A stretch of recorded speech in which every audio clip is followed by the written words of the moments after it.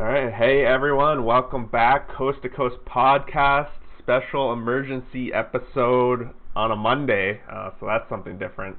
We're on episode 25, and the reason we're here is biggest reason is playoffs again start in less than 24 hours.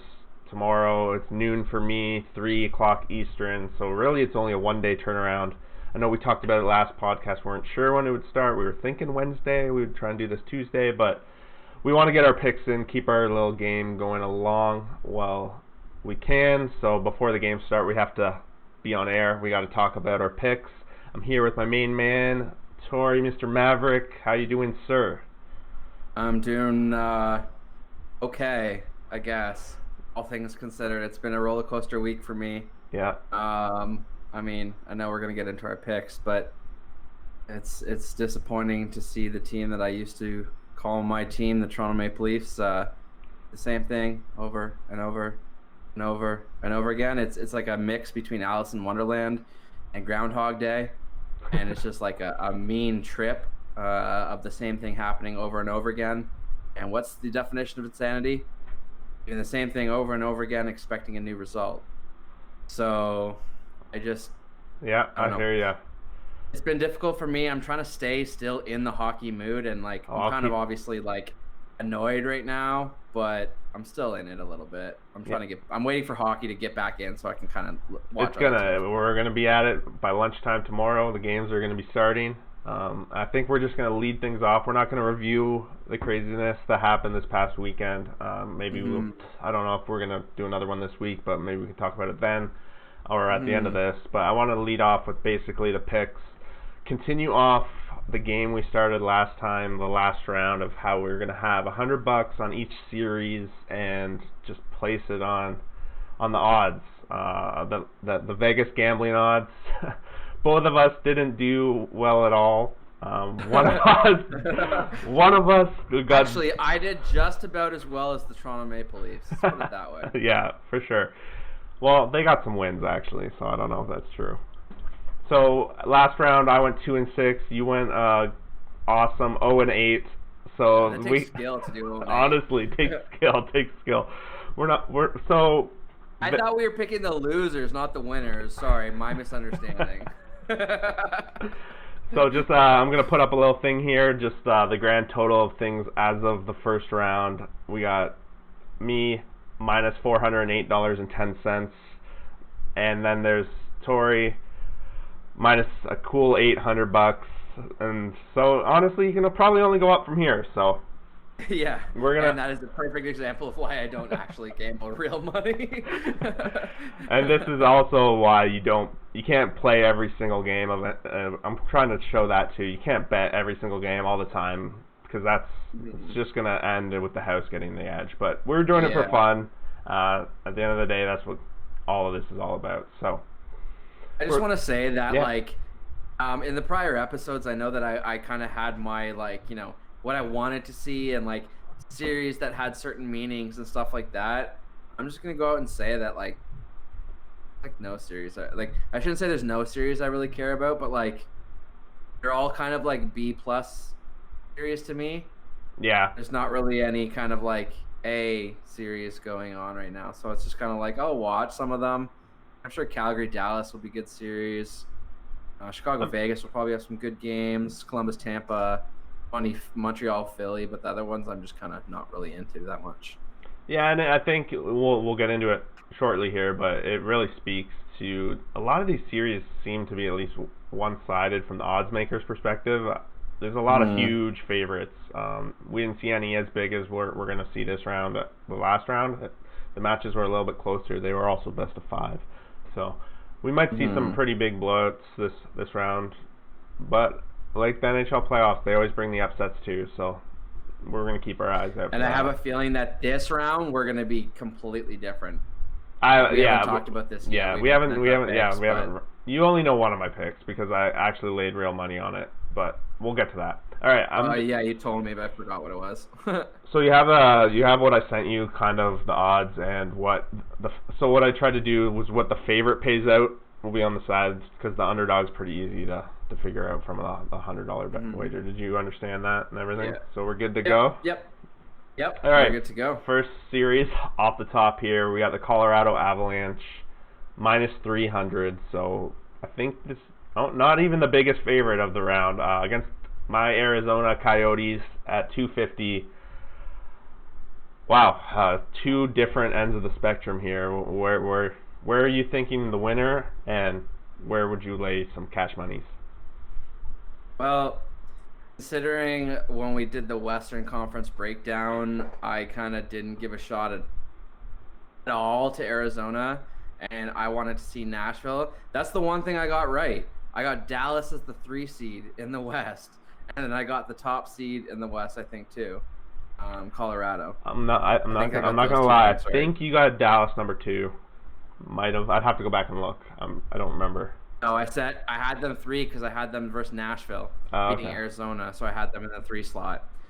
That was the one that I was confident in seeing, and so much for that. But to answer your question, I'm taking Colorado.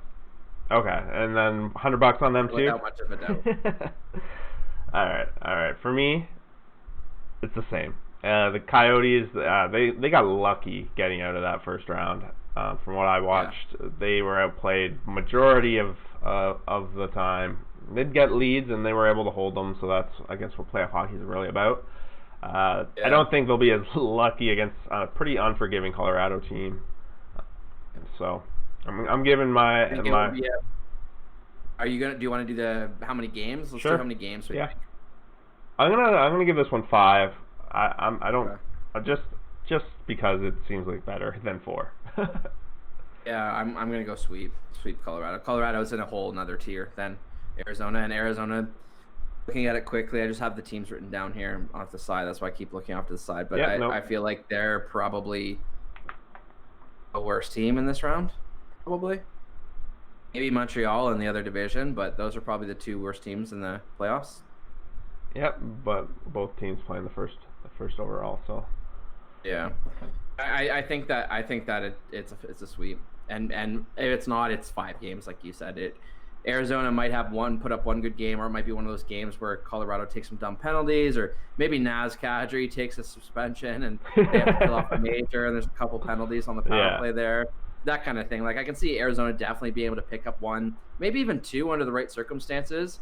But if I had to bet, obviously, my money on how many games, I like the sweep because the odds would probably be a nice payout if we were doing. Yep, for sure. Yeah, I like that call.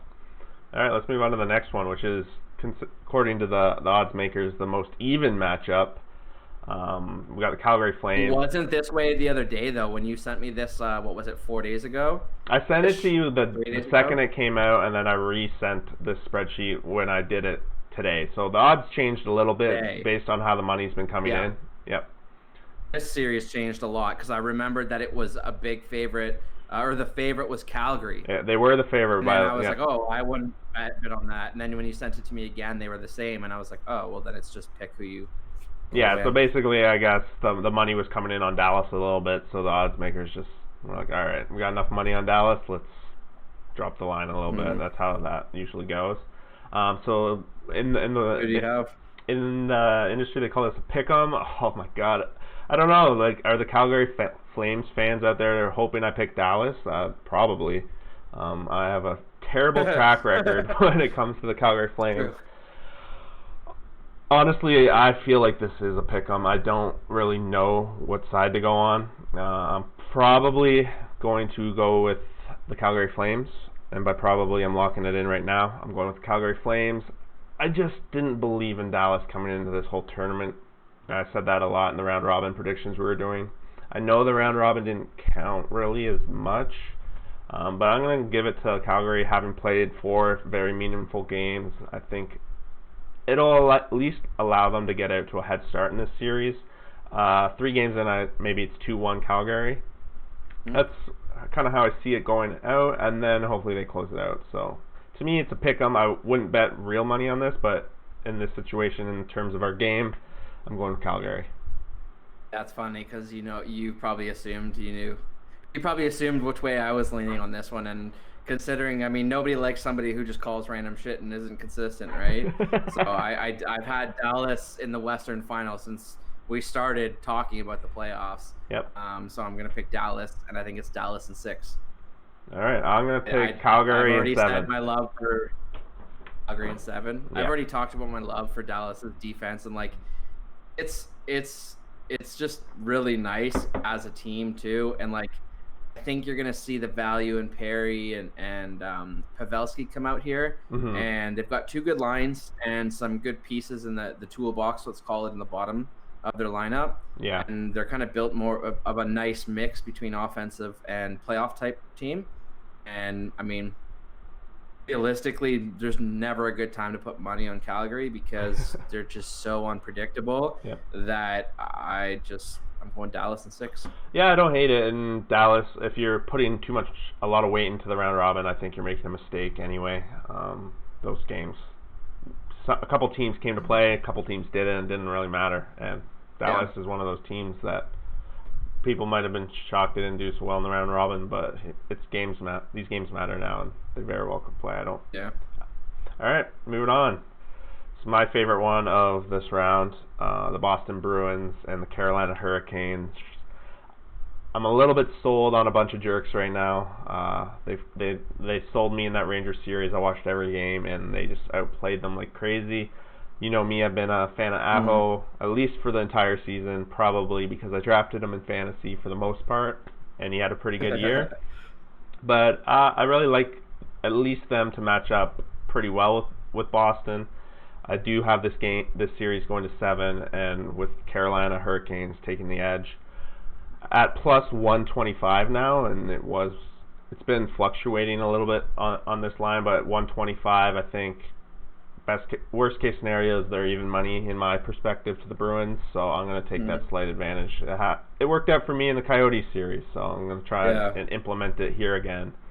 And I don't like the price on Boston to win. Yeah. I'm going to go a little bit off the wall here. Yeah. I really like Carolina in this series. They're the type of team that I don't know how they get through, but at the same time, their defense is just so goalie. I don't think it matters who's between the pipes for them. They're like the complete opposite from like a Montreal, where it's like completely reliant on what is happening between the pipes. Yep. And I just have a feeling, I don't know, I said stuff about Boston earlier, just about how I didn't think they were fully in sync and fully in tune. They were missing some guys right up until a couple days before games. They are built for playoffs, but when it comes to the Boston Bruins' strengths, it's their top line, taking advantage of power plays and very opportune goals, and then it's team defense and kind of toughness. Carolina kind of matches up in a similar way. Like, they don't have as good of a top line, but the top line produces almost to a comparable tier. Yep. Like in the grand scheme of things, it's definitely a lower level. But I just think as long as Carolina doesn't take penalties, they remain within themselves, we'll say, I think that Carolina has the big advantage here. I don't know why, but I feel like Boston's been this team where everyone's been afraid of them for so long. I feel like this is going to be the year where a bit of a crack in that armor. That's the way I feel. Like they've just, it's almost like you've gone deep in the playoffs years and years and years. You're tired maybe. Like, it's just. I don't know, like they fell right where I thought they'd fall in the round robin again. Doesn't matter. But yeah, I don't know. I just think the speed, and like you already touched on, the defense of this Carolina Hurricanes team, I think might be too much for Boston, and their goalies haven't shown what they're like they have in the past so far, at least in this. Yeah. So yeah. Again, it's the power plays. As long as Carolina doesn't give Boston too many power plays, should be good. I think that they can come out. And that where I was hinting at going off the wall, I'm going Carolina in 5. I like it. I said 7, right? Might want to switch that to 6, but I'll stick with 7 just because. Okay. All right, moving on.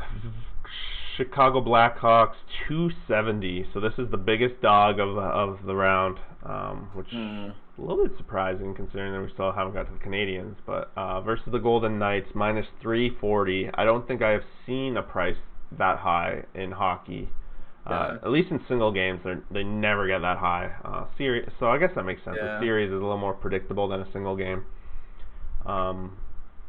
You know where I'm going. You're probably going the same, but what do you think? I had to think about it. Like in terms of the game, I honestly had to think about taking the underdog because like definitely why not, right? It's got a really good number attached to it, and like Chicago isn't as good as Vegas, but I don't think they're as far away as the odds suggest. So I feel like it's going to be a close series, 6 or 7 games. Yep. I feel like they have the capability of being low scoring or high scoring. I think they have the capability of being goaltender games or like special teams games. Like it might be that series where it's just a little bit of everything. You see a little of this, a little of that. You get a little bit of this, a little of that, and it might be the best series in the West in the first round. And I think it's gonna be a close series, and I wanted to pick Chicago because of the odds, but I wouldn't. Honestly, I'm even thinking, man, like this price when it comes to the sports betting, this price is purely set on Vegas for people. They want people betting Vegas. Yeah. Over the long run, they're making money at that line, 100%. I'm a huge Vegas fan, so I feel bad kind of karma-wise picking them, but if I'm playing this game to the best of my ability, I should be putting it on Blackhawks, but I'm still going Vegas. I'm still going Vegas because at the end, I kind of want that free $30 that possibly there. I think Vegas is a lot along the lines of Edmonton in terms that the series might be opened up. There'll be a lot of scoring. The biggest difference for me is that Vegas' defense is much stronger, but I still think Vegas plays such a speedy, open game that they're susceptible to goals. They have 2 good goaltenders. Yeah, exactly. So I'm with you. I think it's going to be a lot closer than the odds suggest. I'm still for the game playing Vegas. I have to. I have to for this game. Put it this way, for the purpose of this game and like the podcast, I'm taking Vegas. But if I had to go and actually bet on the game or on this series with my real money, I would be putting the money on Chicago. Yeah, that's a good way to put it. Because I think that's a better payout. There are other underdogs that I would rather be putting if I only had to make one bet. There's other underdogs I'd rather be out there, and we'll get to them. There's underdogs that I actually like. But yeah, I'm gonna say Vegas in 6 for this one. Yeah. I had 6 or 7. I don't know which one. If I have to pick one, just to be different than you, 7. Vegas and 7. I actually think it'll be Vegas and 6. But I don't really want to pick the same as you because whatever. Yeah. I know it's a bit of a cop out saying that, but I do think it'll be Vegas and 6. So let's go with that. Let's go with the same Vegas and 6. All right, cool. Next up, Tampa Bay Lightning, Columbus Blue Jackets. We got the Lightning minus 230. So we saw similar odds last round. Rematch from last year. Yeah, rematch from last year. Saw similar odds with the Penguins Habs as this. So Columbus plus 190. I'm going back to the well. I'm picking the heavy favorite, Tampa Bay. I know Columbus did what they did. I like Tampa to go. Like, they were my cup pick. I don't know if I had to pick this second now again, if they're still that pick. I haven't really given that too much thought. Maybe we'll hit that up in a little bit, but it's too wild right now to even think 2 rounds from now, to be honest. I didn't think about it a lot, but yeah, we can touch on it later. Yeah, so that's where I'm at. Tampa Bay, I just think they're better than the Leafs. So they're gonna be able to beat Columbus. I'm gonna say Tampa in 6. I'm going Columbus in 6. Okay. Tampa Bay doesn't have Stamkos. It sounds like at least for the first couple games of the series. Tampa Bay is relying heavily on Kucherov and Point, and like they're playing well. I guess my point is it's making them less deep and more one-dimensional, which you could compare their forwards in a sense to Toronto. Yes, Tampa has way better defense, and Vasilevsky is a tier or 2 higher than Anderson. But I think that Columbus is battle-tested. They had the hardest series in Series 1. They could be tanked. What's that? I was just saying, like, they could be tanked. They used all their gas. Tampa Bay has. It could be. I Yeah. guarantee you, Tampa has not forgotten last year, and they are. They haven't, and it could come out and sweep the Columbus Blue Jackets. But I just going off like mojo and going off of how I feel like when you're feeling good as a team, like Columbus basically could have swept that series. Like they could have played the best series out of everyone in the first division or first round, and they're getting bodies back. At the end of the season, they're getting bodies back, and everybody already wrote them off just because people left Columbus. And like they've been written off all season since the day the puck dropped. I have a feeling Columbus is going to get by Tampa, and I'm going to say 6. Columbus and 6. All right, I like it. All right, where are we now? Philadelphia Flyers -220, Montreal Canadiens. I think what is this? This potentially the biggest upset of the first round. Montreal Canadiens taking out the Penguins. They got the other Pennsylvania team in the Philadelphia Flyers, who won the round robin. Do you want to lead things off on this one? Yeah, so I'm not sure if you know this or not, but I might be slightly off on the games, but I believe it was 16 of the last 18 regular season games, Philly won. I believe it, yeah, because I had and they won the round robin. So, yeah, so it was like 18 of the last 23 games they won. So, like, right now, with some of the teams being out, what I just talked about and touched on with Tampa having some injuries and me thinking Columbus is going to knock them out, I'm honestly starting to think, and we got to get to Washington series in a minute, but I think Philly might be able to walk to the Cup final if Columbus can take Tampa down. I think the only other team, like Tampa, Washington, and Philly, are the only 3 teams in that top tier, I think, left in the East. So I just think it's theirs to lose, I guess, is what I'm trying to say. Yeah, they definitely got a good draw out of the gate here. They should be able to handle the Canadiens pretty well. Yeah. You do have the price factor, though, which put the Penguins out. But the Penguins also kind of put themselves out. They did. And Philly's just playing that good. And like I think the team, if you had to pick one team and say this team is playing their best hockey right now, at least in the East it's Philly, but probably in the entire playoffs it's Philly. Maybe you could argue Colorado, but it's probably one of the two, or Vegas maybe, but it's one of those 3. But I would probably say Philly. Yeah, I'm with you. I'm picking Philly here for sure. The odds are pretty decent. Considering it's gonna be a sweep. I guess it'll be 4. I'm gonna give 5. I don't like giving sweeps. I've already given 1 before, so this is 2. So I mean, I'm definitely not gonna be right about that. But why not be aggressive? No, I had a sweep last round and they went out, so they got basically. Okay, next one up. I say Philly. Yeah, me too. 4. Islanders 130, Capitals -150. I'll lead things off here. I'm going to jump on the Islanders, and it's strictly just an odds play. I think the Capitals might win this one in 7, but I'm taking the Islanders in 7 based on the 130 and the structure of this game. I'm going with that. They played it well. They're playing their game well. They're playing their system well. They basically handled Florida pretty easily. And I know that was a shock to me, but it wasn't a shock to a lot of the people out there that apparently are Islanders fans and stuff like that.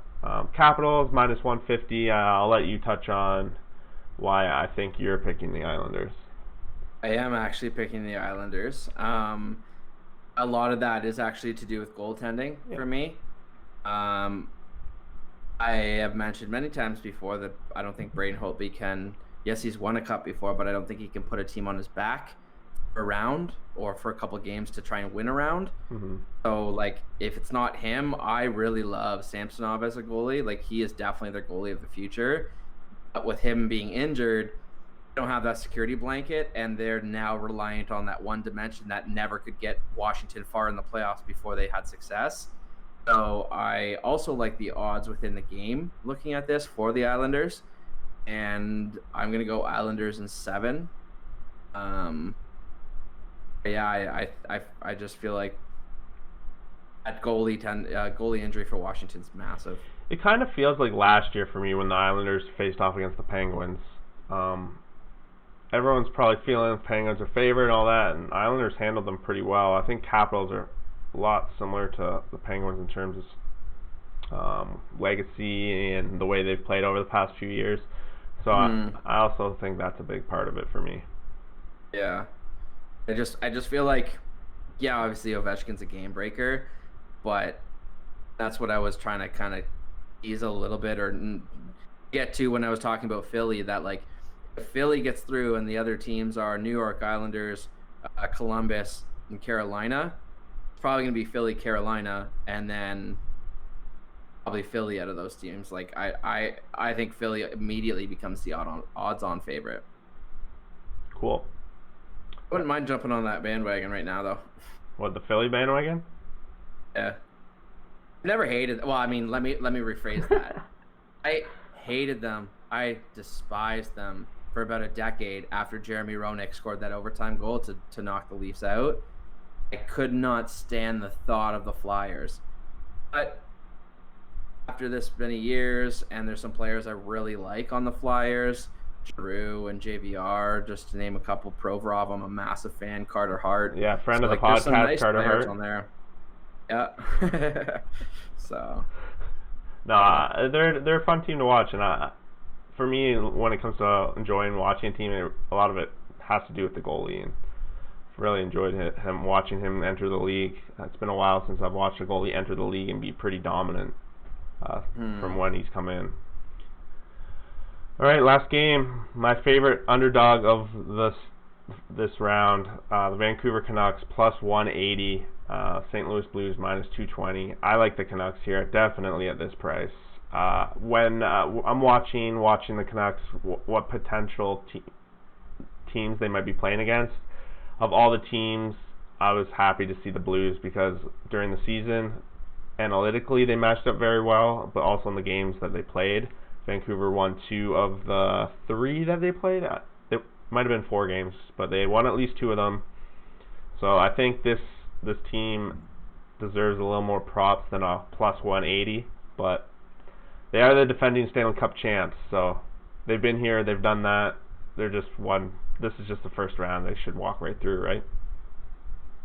I wish that I could pass you this through the computer so that you could stop drinking the Kool-Aid that they have going on in Vancouver. Honestly, like, I haven't been listening to the Kool-Aid promos. No, I know, but it's just funny because, like, with me being a Leafs fan, like, I honestly feel like being, like, kind of, like, been there, done that. Like, I've been in your shoes. I've seen the team build not through the draft. I've seen the team build something where you're like, oh, okay, this is a playoff type team, and like it's got potential and it's got some nice pieces. They just got to play this way and do these couple things right, and they can go far. It's honestly the same shit. And like right now, I'm obviously like a little burned with the Leafs and whatever, but like me, it's kind of like, nah, don't believe it because of the shit with the Leafs, and like. I can understand that. They just have flaws, so I'm going St. Louis 100% because I just.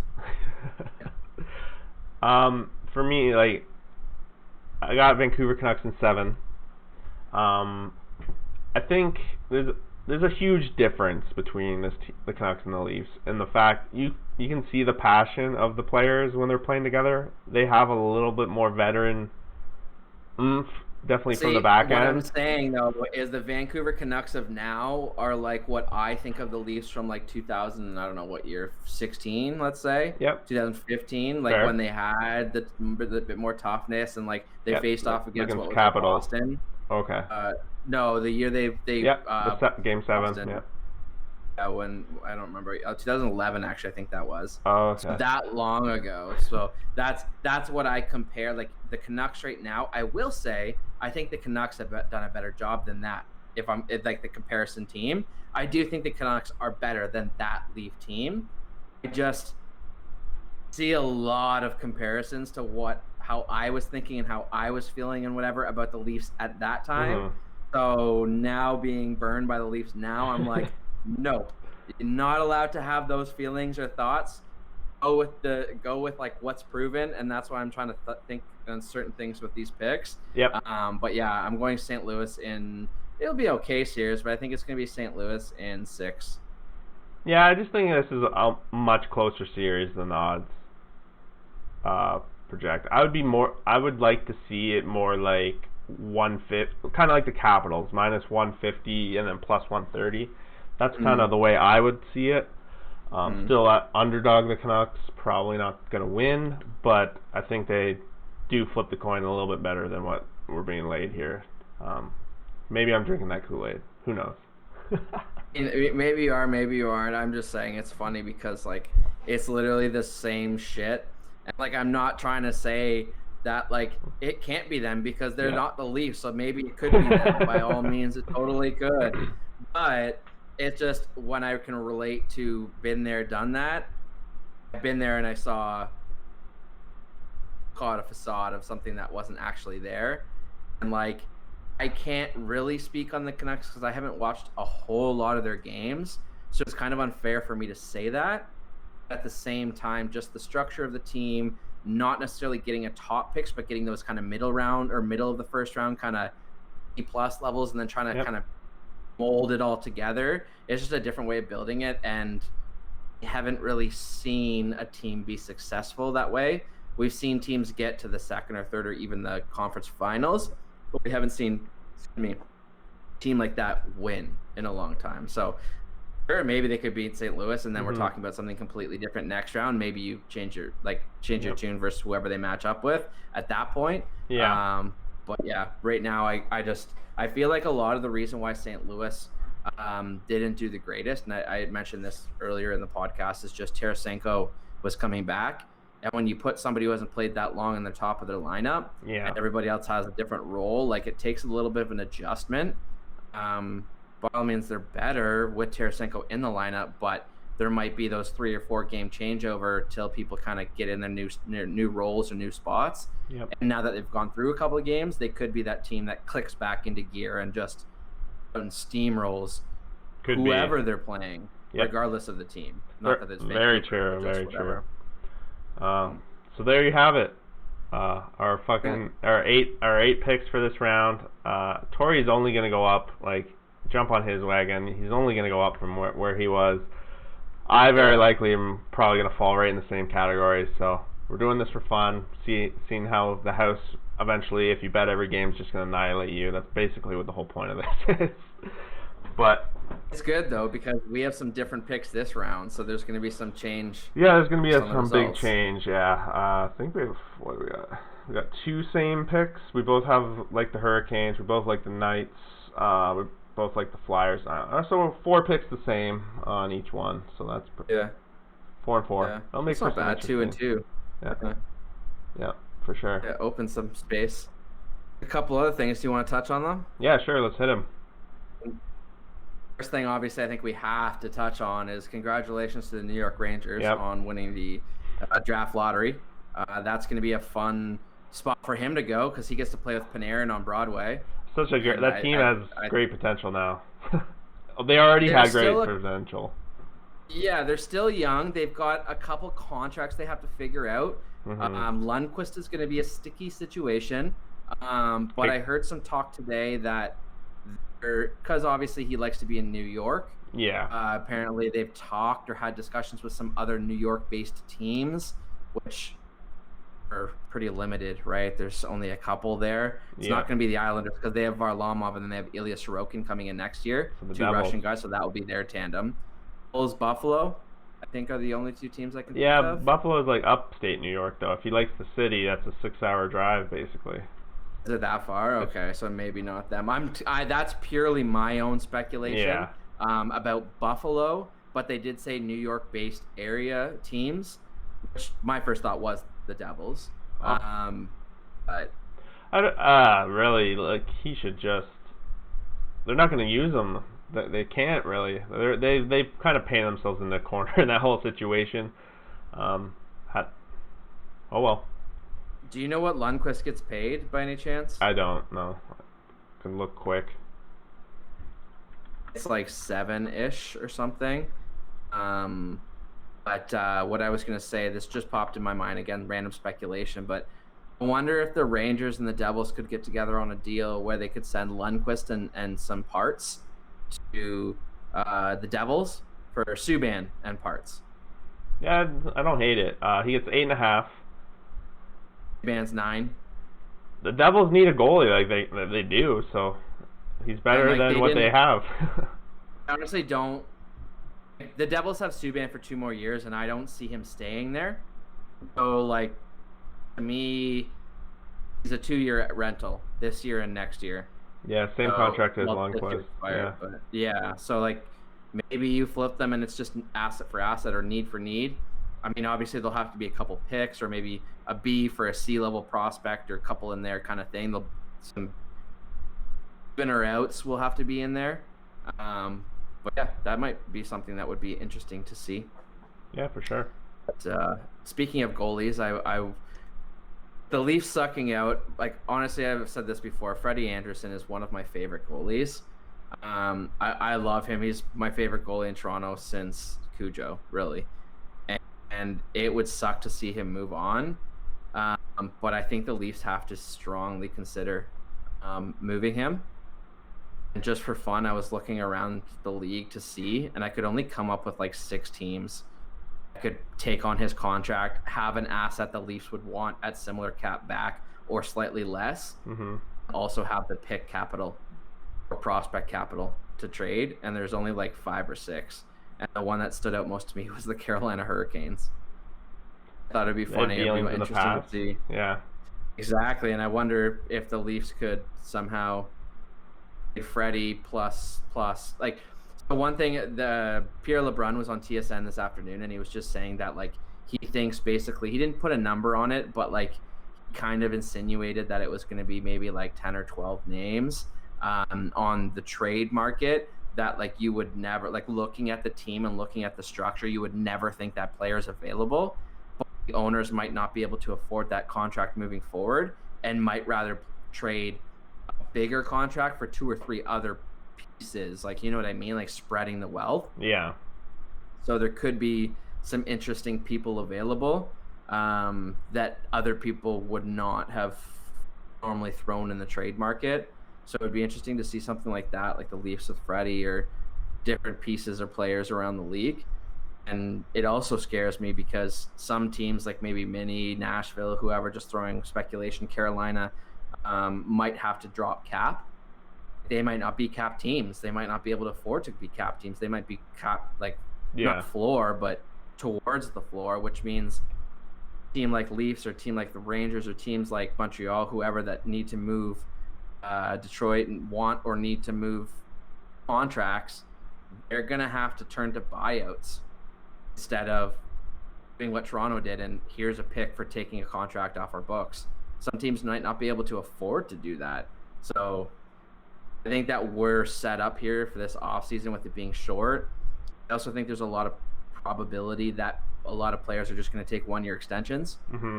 That they don't have to uproot their family, especially to move from maybe a Canadian team to an American team or vice versa, because the offseason is only going to be 60 days, if that, not 90 or 100 days. Do you think it's enough time? Do you think the Oilers are going to be in the same kind of situation? I know their fan base is probably very similar to Toronto in that this is pretty unacceptable to be out at this point of the playoffs. Is McDavid on the block, like, or one of those other key pieces? No. Nugent Hopkins, I think might be moved. He had a really good season. Probably. They don't really have a whole lot of talent to move, to be honest. If they're keeping Draisaitl on McDavid, after that, the assets fall pretty short. Well, they have some solutions because they can move. They can bring up a kid tender and let Smith go. There's about $4 million. You can trade Larson and bring in a guy who replaces him at a similar level at a way lower cap for sure. And then you could also move Ryan Nugent-Hopkins to try and find a cheaper third-line center. And then I know Nugent-Hopkins plays some wing, but he's got that bigger contract. I think that he's like the Leafs Nylander, where it's like if there's a big ticket to go, he's the likely candidate. Yeah. So like The Oilers I see as a team where they can slide 3 or 4 pieces around, and if they slide them properly, they can really take strides forward. If they do it incorrectly, they could ruin this real quick. But that kind of goes for most teams, right? Yeah, fair enough. Fair enough. A lot of answers out there for a couple of these teams. A lot of questions, I should say. Looking for answers. Quite a few upsets that first round. Yeah. Some people, I don't remember who said this comment to me, but I was just like, it kind of made sense. Where like all these millionaire hockey players have all been at their cottages, training out at their own house, comfortable, making their own food, in their shorts and their t-shirt, running around the lake, whatever, driving their convertible because they haven't been playing hockey. Now you're back and you're in it and you're playing.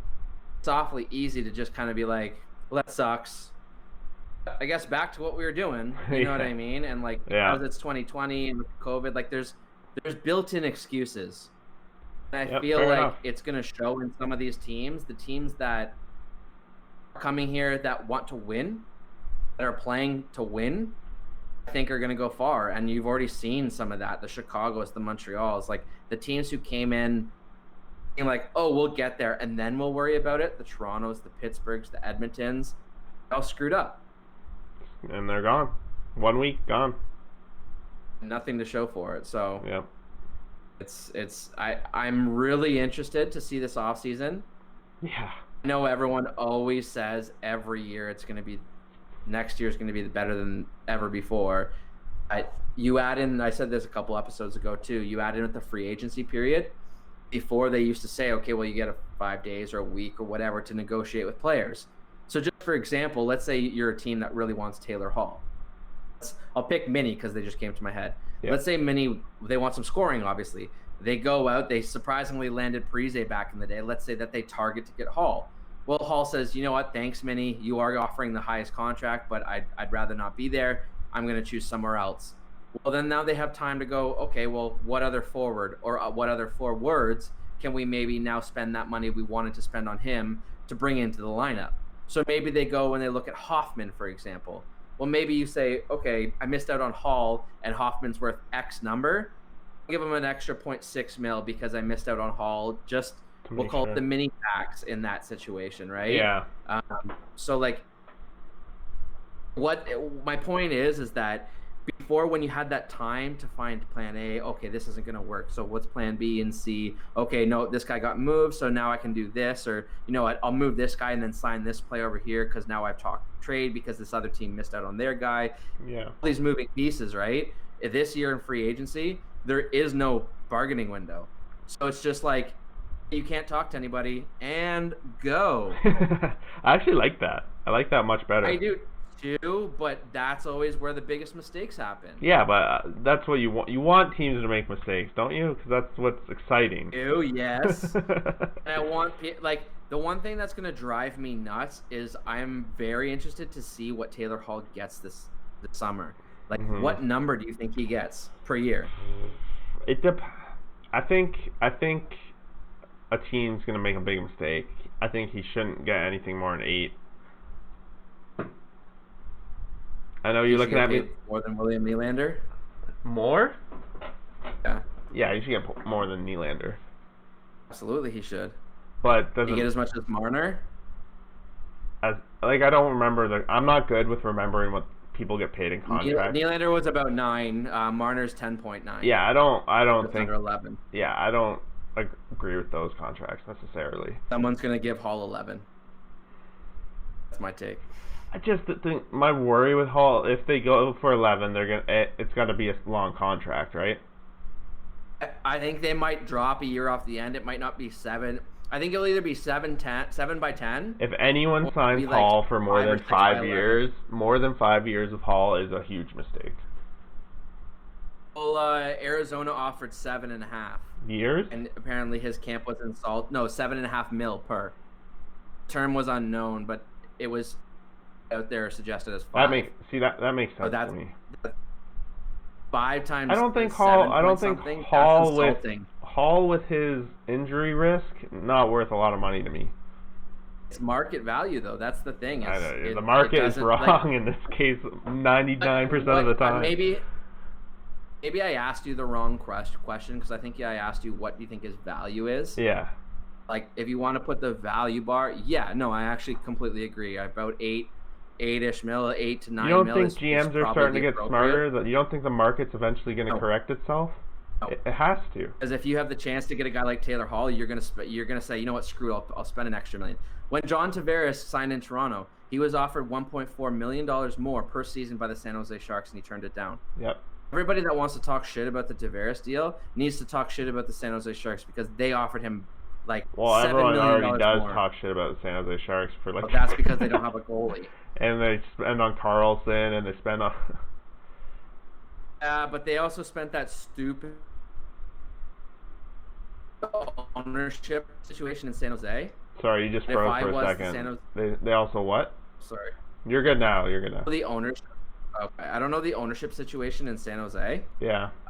But if they can afford it to save their situation, they should buy out Martin Jones and they should buy out Vlasic.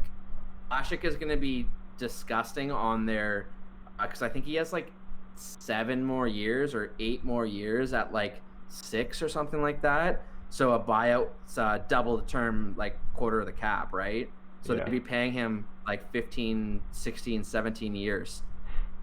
Times probably like 4-ish or 3-ish maybe or something like that. I haven't looked at the numbers, so I'm just kind of guessing here. Yeah. But if that's typically what we do on here. Yeah. Jeez. That's all. That kind of came out of nowhere. Yeah. Okay. Leafs suck. Leafs suck. Pens suck. Oilers suck. That's basically. Suck. That was still exciting hockey that first round, but. The one other thing I wanted to add in here is I think it's also worth noting that NHL has done a fantastic job at the prevention of COVID, and assuming their numbers are actually correct. Then they actually have, and they're not lying, they actually have had no cases of COVID. I think at this point, we can feel good about the playoffs finishing. Yeah.